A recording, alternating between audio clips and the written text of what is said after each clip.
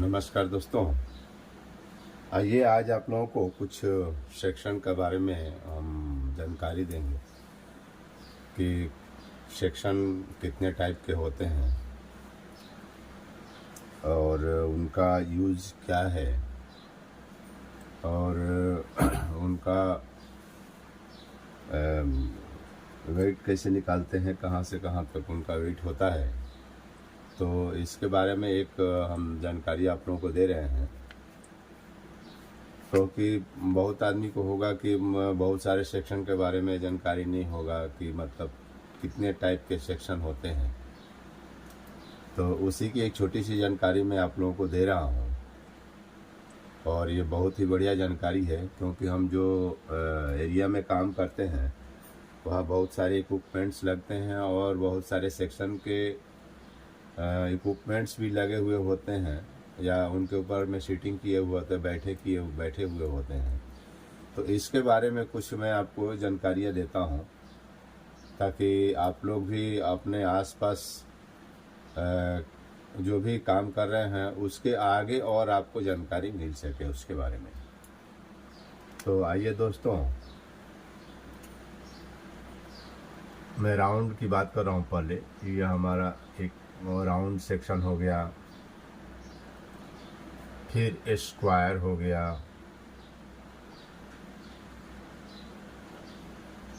उसके बाद में फिर फ्लैट हो गया,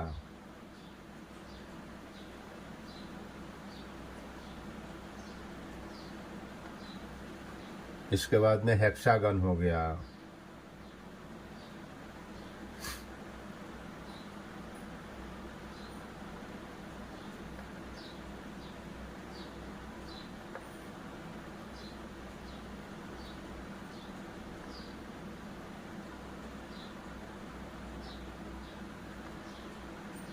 हेक्सागन हो गया, इसके बाद में टी हो गया,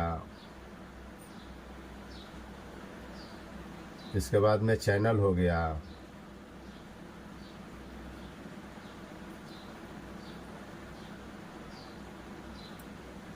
इसके बाद में एंगल हो गया।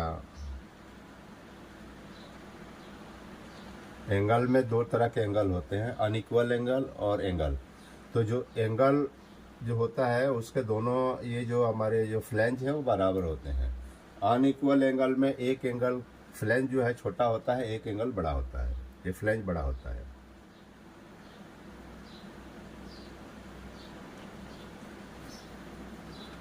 इसके बाद में हमारा एच बीम हो गया,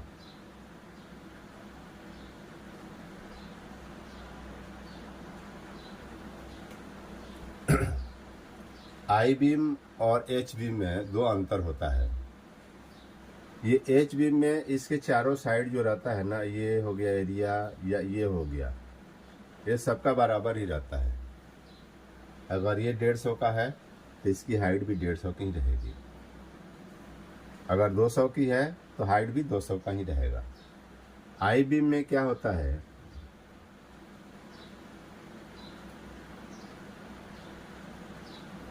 आई बीम में ये ऊपर वाला जो फ्लैंज है इसकी चौड़ाई जो है ये और ये बराबर नहीं रहता है। आई बीम में कभी भी नीचे का जो फ्लैंज की चौड़ाई है और ये हाइट जो है वो बराबर नहीं रहता है, अनइक्वल रहता है। लेकिन वहीं एच बीम में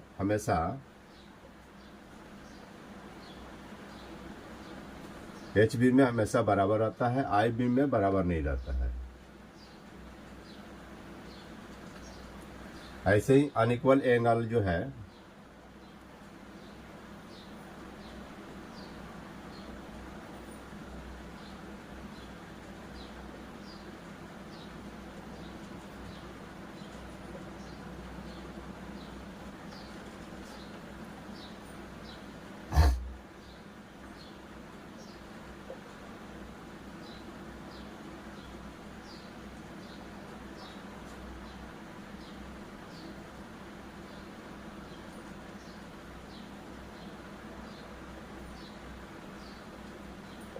ये है हेक्सागन,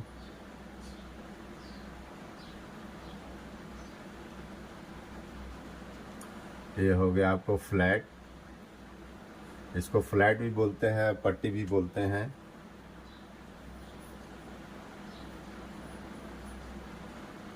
फ्लैट या पट्टी। ये हो गया स्क्वायर।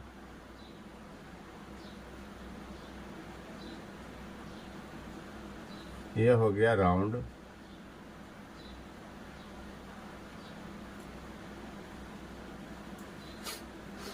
अभी इसके बारे में और भी सेक्शन है, जैसे आपको रेल हो गया,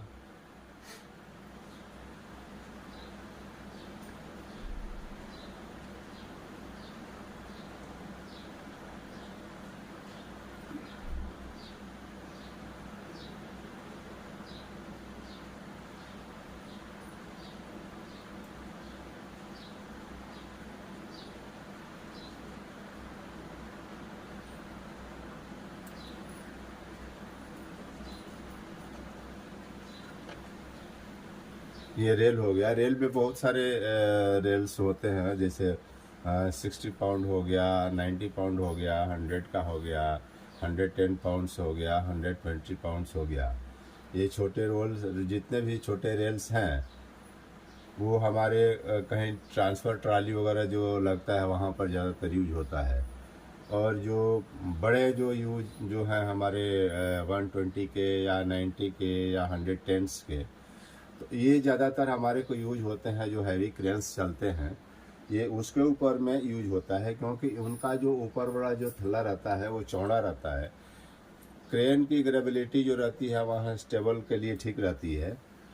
तो इसीलिए हम क्या है, जो बड़े 90 का हो गया, चाहे 100 हो गया, 120 पाउंड्स का हो गया रेल, तो हम उसको क्रेन के लिए ज़्यादातर यूज में करते हैं।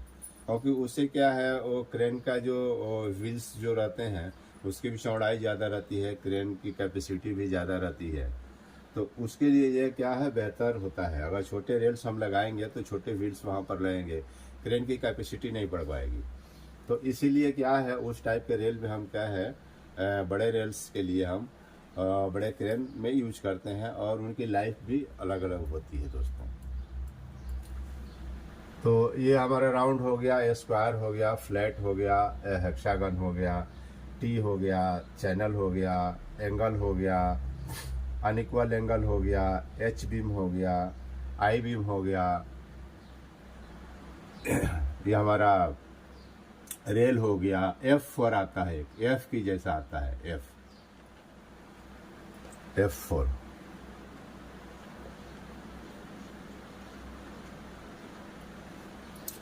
ये हमारा ज़्यादा यूज कहाँ पर होता है, ये हमारे को ज़्यादा यूज होता है जो घरों में ज़्यादा यूज होता है, जहाँ पर ग्रिल्स वगैरह लगने हैं या विंडो वगैरह लगने हैं, वहाँ पर ज़्यादा हम इस F4 को यूज़ करते हैं। और फिर उसको नीचे बैठा देते हैं, इसके ऊपर में स्लाइड करने लगता है।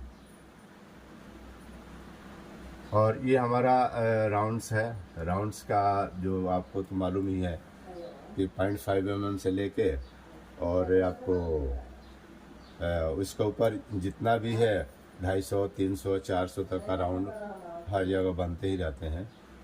और स्क्वायर भी हो गया। स्क्वायर भी आपको 15 mm चाहे 20 mm हो गया, 8 mm हो गया, 7 mm हो गया, इससे लेके बड़े बड़े बलून्स तक बनते रहते हैं आपको।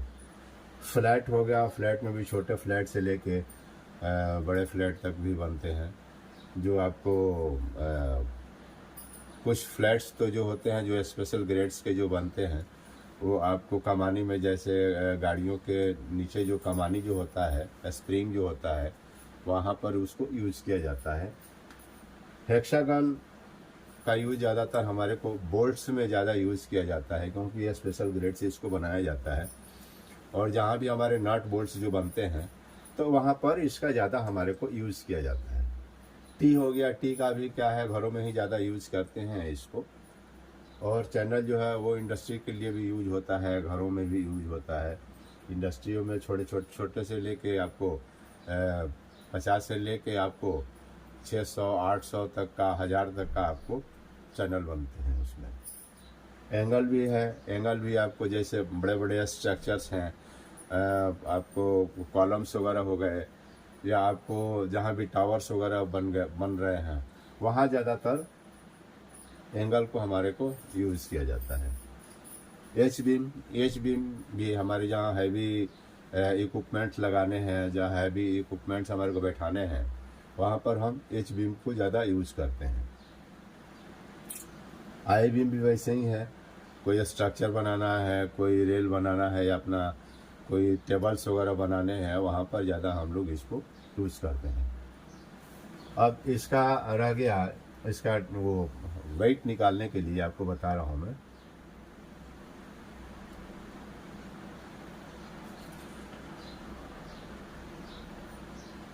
ओडी इंटू 0.785 इंटू 0.785, और इसका जो है वो है साइड इंटू 0.785। ये जो फार्मूला है, इससे हम इसका वेट निकाल सकते हैं और बहुत ही इजी रहता है आपको इसका वेट निकालने के लिए। फ्लैट का अगर वेट निकालना है, फ्लैट का वेट, तो इसका H इंटू L इंटू 0.785, ये आपको राउंड का हो गया, स्क्वायर का हो गया, फ्लैट का हो गया। ये इस फार्मूले से हम इसका ना वेट निकाल सकते हैं, इसका वेट निकाल सकते हैं। बाकी ये जितने सेक्शंस हैं इनके अलग अलग वेट होते हैं, और इनका वेट निकालने के लिए तरीका भी कुछ अलग है, उसको हम आपको अगली वीडियो में अपने बताएंगे। और आप लोग इसको ध्यान रखिए। इतने टाइप, ये एक नॉर्मल एक सेक्शन है, सेक्शन तो बहुत सारे और भी हैं, लेकिन ये एक नॉर्मल सेक्शन है जो ज़्यादातर अपने को यूज में होता है। और कौन सा सेक्शन हमारे कहाँ पर यूज में होता है, और उस सेक्शन को हम कैसे यूटिलाइज कर सकते हैं, कैसे यूज करें ताकि हमारे काम करने में आसानी हो। तो एक छोटी सी आप लोगों को जानकारी रही दोस्तों। फिर हम मिलते हैं अपने अगली वीडियो में, कुछ और आपको जानकारी शेयर करेंगे रोलिंग मिल से संबंधित। तब के लिए दोस्तों आपको बहुत बहुत धन्यवाद, नमस्कार। और आप लोग मेरे YouTube चैनल पे बने रहिए। मेरा YouTube चैनल है शिव विशारद। धन्यवाद।